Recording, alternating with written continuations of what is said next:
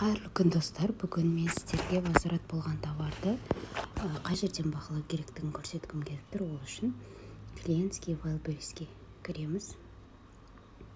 Міне осы жерде QR код деп тұрады.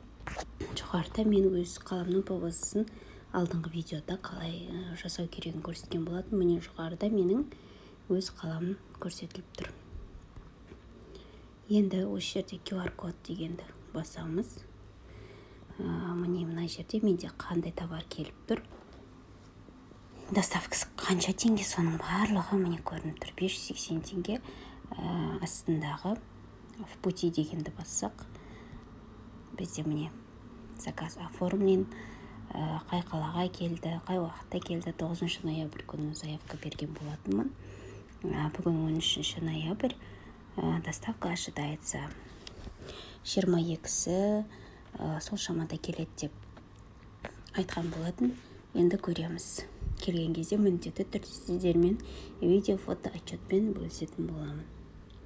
Міне осылай оп-оңай қарап детализацияны көріп отыру керексіздер. Заказ келген кезде осы жерде PVC-ға барып, осы QR кодыңызды көрсетіп алып кетесіздер.